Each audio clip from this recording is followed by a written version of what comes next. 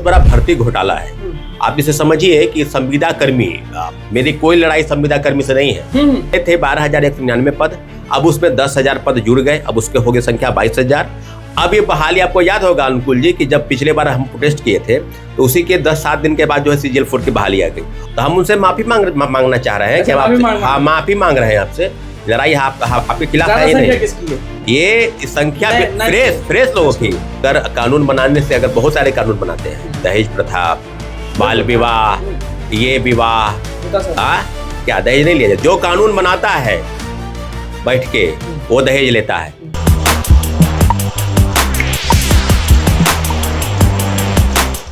देखिए, कल बहुत बड़ी बैठक होने वाली है और आप सबको मालूम है कि एक बहुत बड़ी बहाली के साथ कुछ न कुछ नहीं, बहुत बड़ी गलती हो रही। काला कानून के खिलाफ लोग सड़क पर उतरने वाले। नमस्कार, मैं अनुकूल तिवारी और आप वॉइस ऑफ देख रहे हैं। छात्र सौरभ हमारे साथ मौजूद हैं। संविदा कर्मी को लेकर काला कानून के खिलाफ आप सब सड़क पर उतरने वाले हैं। कल बहुत बड़ी बैठक होगी, लेकिन उस काला कानून को कुछ लोग तो समझ रहे हैं, कुछ लोग नहीं समझ रहे हैं। आप सबसे पहले ये स्पष्ट कर दीजिए कि उस काला कानून को लेकर आप विरोध क्यों कर रहे हैं? अनुकूल जी, बहुत बहुत पहले धन्यवाद आपको। आप समझिए कि चुनाव के पहले कई अभ्यर्थी थे जो ये आए थे मेरे पास और उन्होंने कहा था कि भैया जो आपने ही इस मुद्दे को उठाया है तो बखूबी आप इस मुद्दे को आगे तक ले जाएंगे। तो हम लोग पूरा भरोसा कर रहे थे कि भाई लड़ेंगे हम लोग, लेकिन चुनाव आ गया, चुनाव की सारी प्रक्रिया समाप्त हो गई, सरकार गठन हो गए। एक समझने वाली बात है कि ये बहुत बड़ा भर्ती घोटाला है। आप इसे समझिए कि संविदा कर्मी, मेरी कोई लड़ाई संविदा कर्मी से नहीं है। जब हम इसके खिलाफ जाएंगे तो संविदा कर्मी को लगा कि भाई ये हमारे लिए, हमारे खिलाफ लड़ रहे हैं। संविदा कर्मी जो बॉन्ड पर नौकरी करते हैं, जैसे बेल्ट्रॉन, उर्मिला फाउंडेशन या कई संस्थाएं हैं जो तमाम विभागों में नौकरी करते हैं लोग, और जो नौकरी करते हैं तो 1 साल में आपको 5%, और अगर कोई व्यक्ति 5 साल नौकरी कर लिया होगा और अभी बहाली में वो जब अपीयर होगा तो उसको कम से कम 25% के अंकों का छूट, विशेष लाभ। अब बताइए कि जैसे 300 की परीक्षा हुई तो उसको कम से कम 175 अंकों का लाभ पहले से मिलेगा। 600 की परीक्षा हुई तो उसका अंक कहाँ जाएगा? वो भी अगर परीक्षा में बैठता है और मान लीजिए आप 2 साल से काम कर रहे हैं और हम नए अभ्यर्थी और हम परीक्षा दिए, आप भी परीक्षा दिए, आप कमजोर हैं, लेकिन उसके बाद भी आपको 10% का मिल जाएगा। बिल्कुल मिलेगा, यही तो है। मतलब यही खेल है। पहला कि बैकडोर से उनको भर्ती करना है, और भर्ती कैसे होती है आप जानते हैं, विशेष जानते हैं। इस संविदा कर्मी को ठेके पर जो नौकरी है वो पैसे लेकर ही होती है, इसमें कोई दो राय नहीं। तमाम लोग को ये पता है कि कैसे भर्तियाँ तमाम विभागों में चल रही है। अभी देखिए, सबसे ज़्यादा भुक्तभोगी कोई है तो असिस्टेंट इंजीनियर के छात्र थे। बिल्कुल पहले शुरुआत वो किए, उनके साथ पहला खेल खेला गया कि हम जो नोटिफिकेशन आता है बीपीएससी एई के बारे में, हाँ बीपीएससी एई, उसमें एक लाइन जोड़ दिया गया कि संविदा कर्मी को 5% के 1 वर्ष के छूट के उपरांत उनको लाभ दिया जाएगा। अब वही खेल शुरू हो गया में BSO, DSO, ASO, Bihar SSC CGL 4, Bihar SSC intermediate स्तरीय बहाली, जिस पर देखिए बहाली का खेल देखिए, पहले थे 12,199 पद, अब उसमें 10,000 पद जुड़ गए, अब उसके हो गए संख्या 22,000। अब ये बहाली आपको याद होगा अनुकूल जी कि जब पिछले बार हम प्रोटेस्ट किए थे तो उसी के 10-7 दिन के बाद जो है CGL 4 की बहाली आ गई, और इंटरमीडिएट वाली बहाली की बात की गई कि हम सितंबर महीने में एजेंसी तय कर देंगे। अरे भाई, अक्टूबर नवंबर में चुनाव होने हैं, ये तो हम जान रहे थे कि ऐसा तो होगा नहीं फिलहाल अभी, लेकिन वो कह रहे थे। अब क्या हुआ कि डेट को एक्सटेंड किया गया, लिंक को रीओपन किया गया, फिर बहाली भरी गई। आप समझिए ना कि 24 लाख अभ्यर्थी पहले भर चुके हैं फॉर्म। 24 लाख। अब फिर से जब बहाली में 24 लाख है ना, अभी नहीं, अभी 24 लाख भरे, और अभी 10,000 सीट जब भरी, जब दोबारा जब लिंक ओपन किया गया तो कम से कम उसमें तो कम से कम 10 लाख भरेंगे, क्योंकि सीटों की संख्या ही इतनी है। तो ये जब बहाली, आप जब एक बहाली को 5 साल 8 साल तक ले जाएंगे और इतने बड़े जो संविदा कर्मी को लाभ देने का कहना को, हम तो कहिए कि भर्ती घोटाला है पूरी तौर से। अभ्यर्थियों को हम बता दें कि कल गांधी स्मारक, नाराज भी हो सकते हैं आपसे इस बयान पर, संविदा कर्मी जो है वो नाराज हो सकते हैं छात्र सौरभ से। हाँ, हम तो कह ही रहे हैं, तो हम उनसे माफी मांगना चाह रहे हैं कि माफी मांग रहे हैं आपसे। लड़ाई आपके खिलाफ है ही नहीं, किसकी है? ये संख्या फ्रेश लोगों की।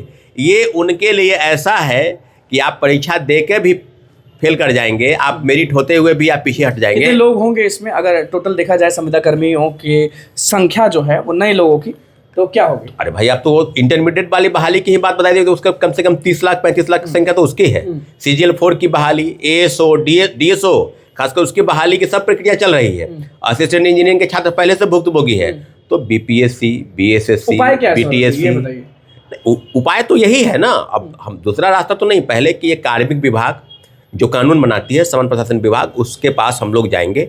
कल की बैठक गांधी मैदान आपके चैनल के माध्यम से अनुकूल जी जानकारी अभ्यर्थी को हो गई है, ऐसा नहीं कि हजारों की संख्या में अभ्यर्थी आएंगे। मैं यही चाहता हूं कि जो सेंसिटिव लोग हैं, जो पहले भी मुलाकात करते थे, जो सीरियस है, हाँ जो सीरियस है, जो वाकई चाहते हैं कि इस लड़ाई को लड़ने की जरूरत है, तो आपको इस बैठक में आना होगा 11 बजे गांधी स्मारक गांधी मैदान के पास कल। और क्योंकि आप बार बार कह रहे थे कि बैठक बुलाइए, तो बिना बैठक बुलाए हुए, क्योंकि रणनीति कैसे बनेगी, एक काम जो रणनीति में तो फिर आप लोग ये डिसाइड करें ना कि कब सड़क पर उतरना है, कब घेराव करना है। हाँ जाहिर सी बात है, सड़क पर तुरंत नहीं उतरा जाएगा, लेकिन एक बात है कि जब हम बात करेंगे तो पहला तो सरकार का डायरेक्शन देखेंगे, कार्मिक विभाग जाएंगे, वहां पर बात करेंगे कुछ लोगों को। अब रहा सवाल जिम्मेवार कौन है इसमें, सरकार या कोई विभाग या कोई ऑफिस? नहीं तो देखिए, सरकार सामान्य प्रशासन विभाग जो है मुख्यमंत्री जी के ही पास रहता है, और पूरी तरीके से बहाली की प्रक्रिया ही ऐसे अपनाई गई कि संविदा कर्मी जो बहाल है उनको अलग तरीके से इस मेन बहाली में उसको घुसाना है, और किस प्रकार से घुसाना है, उसमें नए जो कैंडिडेट है उनको किस प्रकार से नुकसान होगा, इसका शायद अंदाजा शायद उनको है या नहीं है, पता नहीं मुझे, लेकिन इतना ज़रूर है कि ये जो भर्ती है, खेल भर्ती का जो बहुत बड़ी जो भर्ती घोटाला है, इसके खिलाफ में बड़ी जो बैठक है, बैठक में सारे नाम क्या देंगे, इस आंदोलन को नाम क्या देंगे? क्योंकि इसमें आप कह रहे हैं कि डीएसओ वाले हैं, CGL 4 वाले हैं, इंटरमीडिएट वाले हैं, सारे लोग हैं, तो इसको नाम क्या दीजिए? ये तो भर्ती घोटाला, इसका नाम ही रख चुके हैं। हाँ। बिहार की सबसे बड़ी अगर कोई चल रही है घोटाला तो वह है बिहार कर्मी बड़ी घोटाला या क्या घोटाला? संविदा कर्मियों के खिलाफ में है, ये हमारी लड़ाई उससे नहीं है, ये सबसे बड़ी भर्ती घोटाला है, जो संविदा कर्मी को लाभ देने का प्रयास, काला कानून बनाकर, एक अलग तरीके का कानून बनाकर उनको लाभ दिया जा रहा है। इसके लिए गांधी मैदान में बैठक बुलाई, और बैठक के बाद क्योंकि पूरी तरीके से रणनीति एक काम करेगी, अब बैनर, पोस्टर, पंपलेट, लोगों को भी ये बताया जाएगा कि आप जो कर रहे हैं तैयारी कि आपकी भूमिका कितनी है। और रहे बात कोचिंग संस्थान की, कोचिंग संस्थान को तो अवेयर है ही नहीं, एक दो कोचिंग संस्थान को हम देख रहे हैं कि वो लगातार इस पर फोकस है, लेकिन आप तो बस यही बताते होंगे कि CGL 4 की बहाली है। हो गया ना कि आप एक तरह से ये कह रहे हैं कि CGL 4 अगर आप तैयारी कर रहे हैं तो वो व्यर्थ जाएगा, अगर आप इंटरमीडिएट वाला तैयारी कर रहे हैं तो वो व्यर्थ जाएगा, और बाकी जो भी इसके अंडर आता है AE वाला जैसे आपकी निकाल, हाँ। तो व्यर्थ जाएगा, क्योंकि सारा लाभ संविदा कर्मी ले जाएंगे। बिल्कुल ले जाएंगे, बहुत मेरिटोरियस होंगे, तो आप उसके इक्वल हो सकते हैं, लेकिन संभावना क्या है, उस बात को आप भली भांति जानते हैं। दौड़ है और सौरभ जी 2 घंटा पहले दौड़े और हम 2 घंटा बाद दौड़े, तो जीतिएगा आप ही ना। कंपटीशन जब होता है तो उसमें सब लोग के साथ समान प्रक्रिया अपनाई जाती है। आप संविदा कर्मी को विशेष जो लाभ देकर अलग तरीके का कानून बना रहे हैं, आपके हिसाब से ये लाभ क्यों दिया जा रहा है सरकार के द्वारा? कुछ तो होगा, क्योंकि कोई ना कोई बात होती है, कोई ना कोई वजह होती है, तभी कोई कानून बनाया जाता है या कुछ होता है। नहीं देखिए, वजह अगर कानून बनाने से, अगर बहुत सारे कानून बनाते हैं, दहेज प्रथा, बाल विवाह, ये विवाह होता सब, क्या दहेज नहीं लिया जाए? जो कानून बनाता है बैठ के वो दहेज लेता है, जो कानून बनाता है कि बाल विवाह नहीं होना चाहिए वो दहेज लेता है। क्या हम लोग नहीं जानते हैं? क्या आपको पता नहीं है? जीरो करना चाहते हैं, संविदा कर्मी को फायदा ना मिले, जो भी परीक्षा में बैठ रहे हैं वो इक्वल हो, जैसे आपको भी एक चीज दिया जाए, हमको भी एक चीज दिया जाए, तभी संभव है। देखिए, मैं बार बार बता रहा हूँ कि लड़ाई कोई सौरभ कुमार के अकेले की नहीं है भैया। सौरभ कुमार भी परीक्षा में अपियर हो गए, तो आपको भी होना है। अगर आप कमर कसे हैं तो कल हम बैठक में वो स्पार्क जान लेंगे कि जो हमारा रास्ता है विरोध का, जो हमारा रास्ता है लड़ाई का, होता है नीतीश कुमार का है और सम्राट चौधरी का और एनडीए, क्योंकि सरकार का ही विरोध होगा, तो कितने संख्या में लोग आ सकते हैं? अगर सीरियस हो गए सारे लोग तो पटना भर जाएगा। पटना, इससे बड़ा कोई तो आंदोलन न होगा, न देखा होगा किसी ने, क्योंकि बड़ी बहाली है भाई। इससे बड़ी बहाली न होगी। आप समझिए ना कि जो आग लगे असिस्टेंट इंजीनियर के घर में लगी, वो लोग तो कम संख्या में थे, 10, 20, 25 में, तो बोलते थे कि मेरे साथ गलत हो रहा है, लेकिन वही आग की चिंगारी अब दूसरे घर में लग गई है। BSO, DSO, SO, CGL 4, intermediate बहाली, सारी बहाली में चल जाएगा अगर आप समझते हैं कि कानून वापस नहीं हुआ भैया ना, तो आप समझिए कि लुटिया डूबी है आपकी भी, और फिर क्या होगा बिहार का वो जानी रहे। CGL 4 और जो बहाली सौरभ ने बताया है, वो भैया आप लोग अगर तैयारी कर रहे हैं तो सतर्क हो जाइए। कितना भी आप पढ़ लीजिएगा, कितना भी आप ट्यूशन कर लीजिएगा, अगर ये काला कानून वापस नहीं होता है तो आपकी बहाली में भैया कुछ नहीं होगा। ये बहुत कहने में भी अजीब लग रहा है, क्योंकि अगर सामने वाले को एक्स्ट्रा चीज़ मिल रहा है और आपको नहीं मिलेगा, नए लोगों को, तो बहुत गलत हो जाएगा। अब देखना होगा कि कल की बैठक में वो स्पार्क और वो चीज़ दिखता है कि नहीं। उसके बाद हम लगातार आवाज़ उठाते रहेंगे, क्योंकि सबसे बड़ी घोटाला वाली ये चीज़ हो रही है। तो बस हमारे चैनल को सब्सक्राइब करें, फ्लैश को लाइक करें। बहुत बहुत धन्यवाद।